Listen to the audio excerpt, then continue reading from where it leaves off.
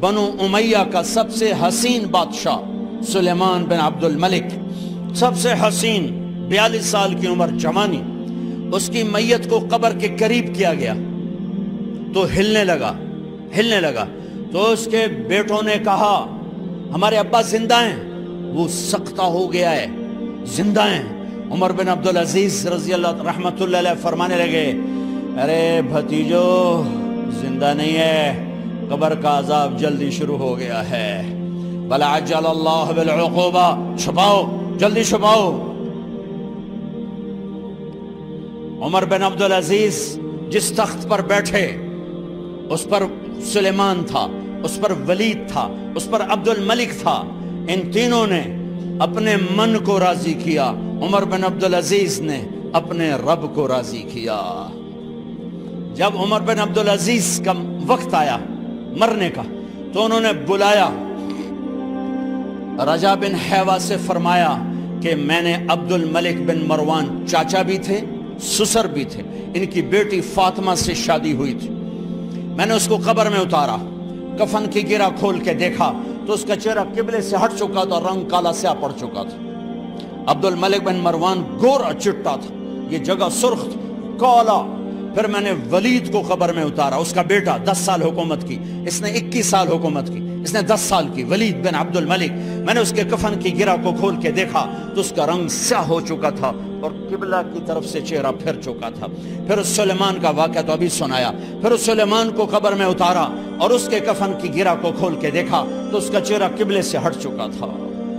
اب میں جا رہا ہوں، مجھے دیکھنا۔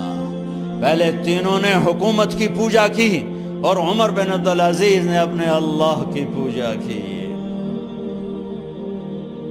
انہوں نے ایک بڑا عجیب خطبہ دیا جب خلیفہ بنے، اے لوگو،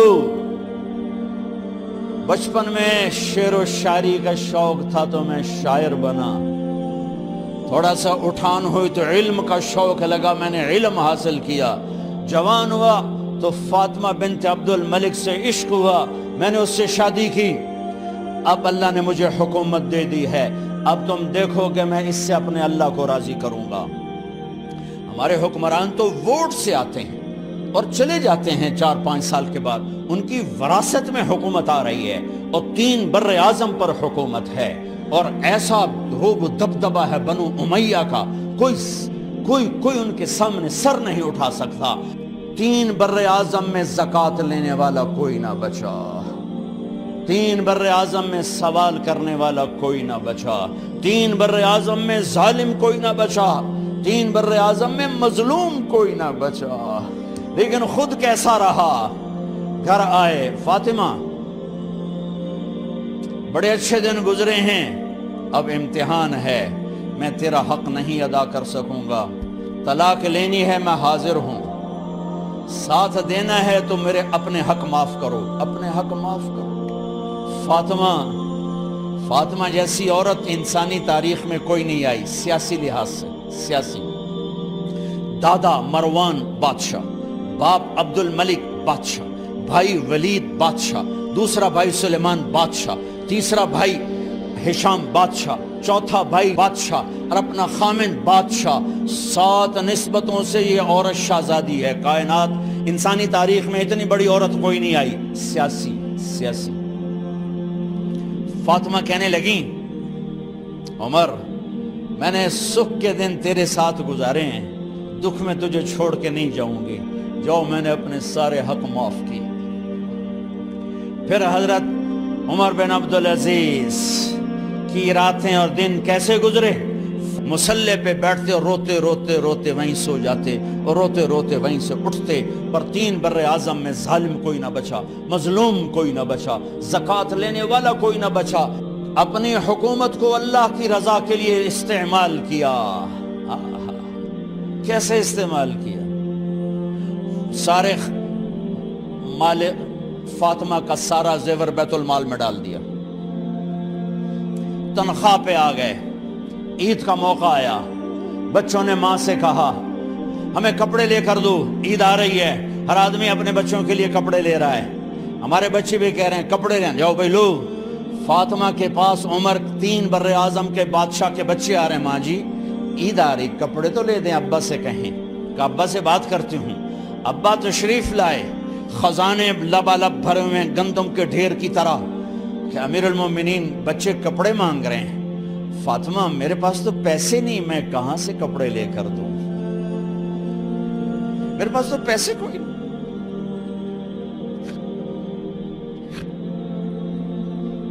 حضرت فاطمہ نے کہا پھر بچوں کا کیا کروں؟ کہا پھر مجھے بھی نہیں پتا کیا کروں۔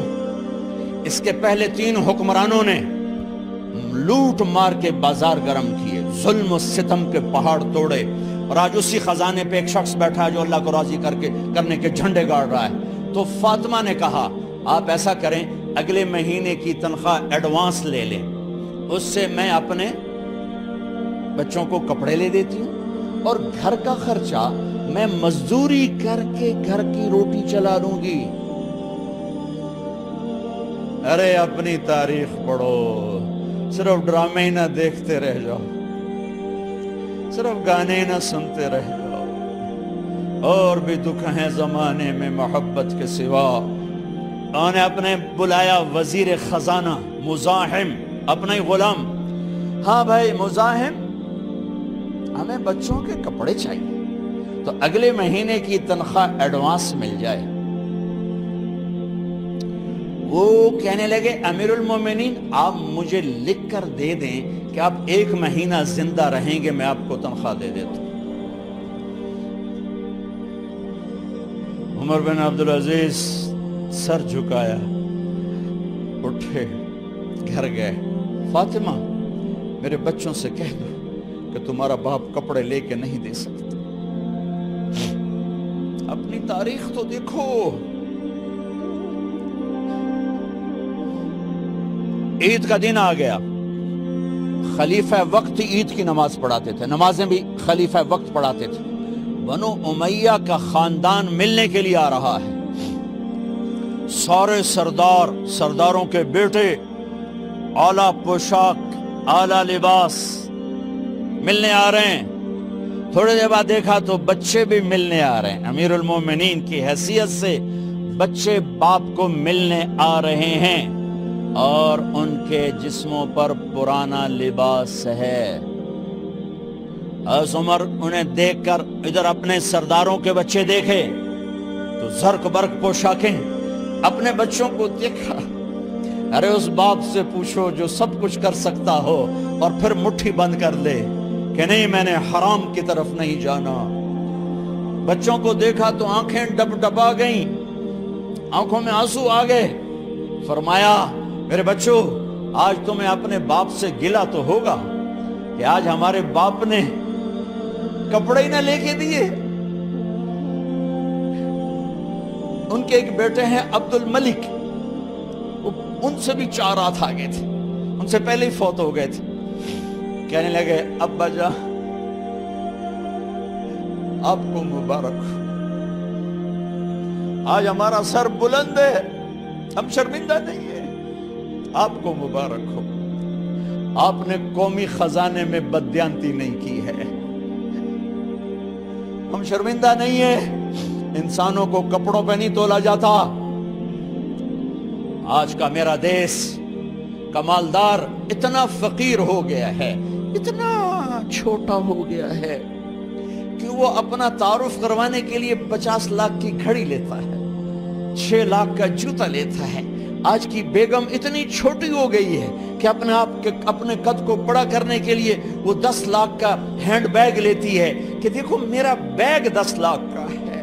ارے میری بہن تو 10 ٹکے کی بھی نہیں رہی اگر تو نے بیگ سے اپنے آپ کو بڑا بنایا۔ او میرے دوست تو 2 ٹکے کا نہیں ہے اگر تو 10 لاکھ کے جوتے اور 50 لاکھ کی گھڑی سے اگر تو بڑا بننا چاہتا ہے۔ ارے اس دھوکے سے نکلو۔ برینڈڈ کہاں جا رہے ہو؟ جب تم اپنی ذات میں بے قیمت ہو تو رب ذوالجلال کی قسم تمہاری گھڑیاں، تمہارے بیگ، تمہاری گاڑیاں، تمہارے بنگلے تمہاری عزت کو بڑھا نہیں سکتے۔ ابا جان آج ہم خوشی سے بلند ہیں کہ ہمارے باپ نے بددیانتی نہیں کی۔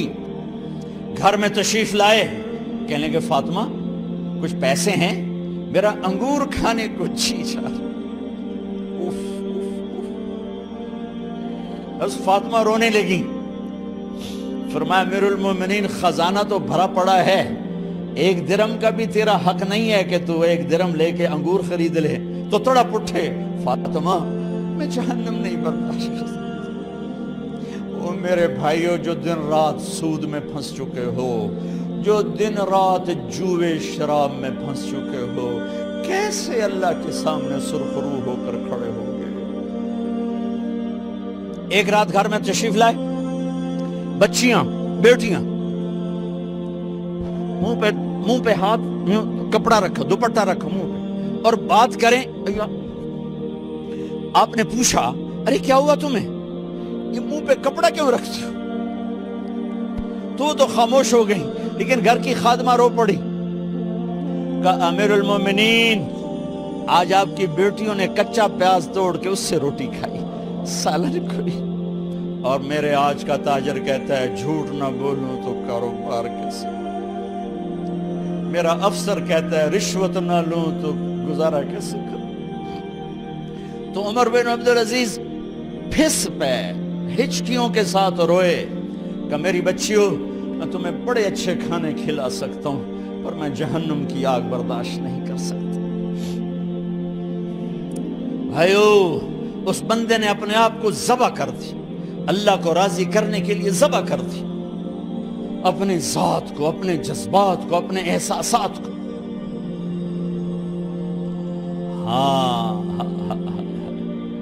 اب اللہ نے صلہ کیا دیا، جب انتقال ہوا ہونے لگا تو بلایا رجا کو، جو میں بات پہلے چھوڑ کے ادھر ان کی تھوڑی سیرت بتائی کہ رجا اب میں مرنے لگا ہوں۔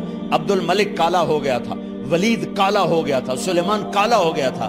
یہ کیوں کالے ہوئے تھے؟ یہ بے نمازی نہیں تھے، بدکاری نہیں کرتے تھے، کسی کی طرف ان کی میلی آنکھ نہیں اٹھی کبھی۔ یہ ظالم تھے، ظالم، انسانوں کا خون پیا، مال میں خیانت کی، اس پر اللہ نے چہرے پھیر دیے۔ آج عمر بن عبدالعزیز جا رہا ہے کہ دیکھو میں جا رہا ہوں، مجھے دیکھو میرے ساتھ کیا ہوتا ہے۔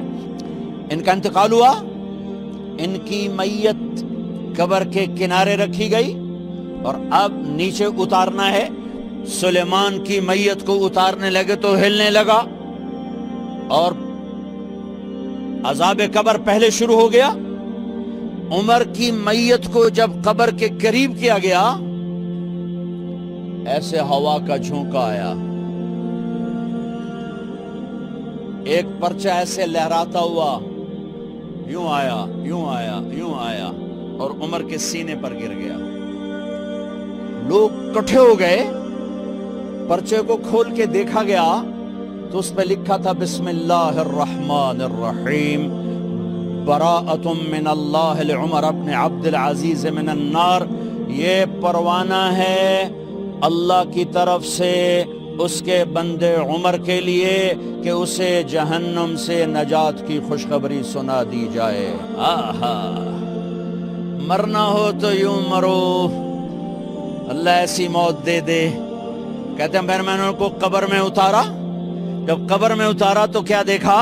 میں نے کفن کی گرہ کھولی تو چہرہ قبلے کی طرف، اور یوں لگا جیسے 14ویں رات کا چاند قبر میں اتر آیا ہو۔